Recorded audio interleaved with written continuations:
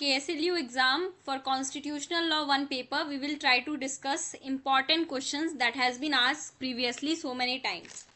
So for Unit 1, the important question is define constitution and different kinds of constitution. What is constitutionalism and why it is important? What is the salient features of Indian constitution? This is very important question. Then define the meaning, objectives and significance of the preamble. Explain the modes of acquisition and termination of Indian citizenship. Now Unit 2, define state under Article 12 with leading judicial decisions, whether judiciary is a part of state or not. Then explain the doctrine of severability under Article 13.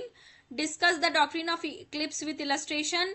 Explain the concept of judicial review under Indian Constitution and explain the concept of equality under Article 14. See Article 14, equal protection before the law, equality before the law. These are the two dimensions that you have to look into.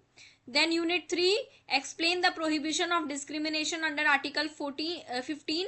No person shall be discriminated on the basis of caste, creed, religion. That topic you have to write. Then equality in opportunity and status, Article 16. Then abolition of untouchability. This is also very important question. Every time they have asked this question. Okay.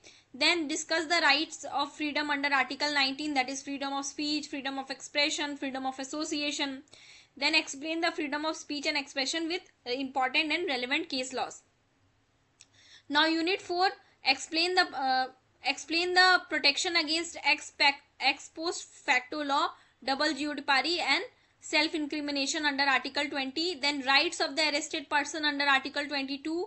Then scope and expanding dimension of Article 21. Article 21 is very important question. Please note, this question is asked every time. Now explain the freedom of religion under Article 25 to 28.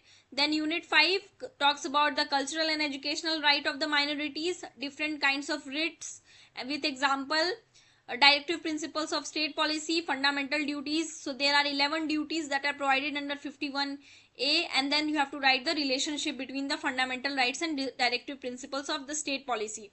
These are very important questions for the exam point of view.